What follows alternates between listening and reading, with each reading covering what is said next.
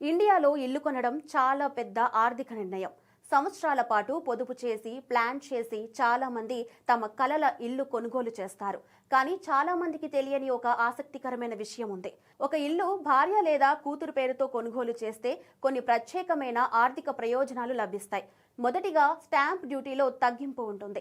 చాలా రాష్ట్రాల్లో మహిళ పేరుతో రిజిస్ట్రేషన్ చేస్తే స్టాంప్ డ్యూటీ తక్కువగా ఉంటుంది.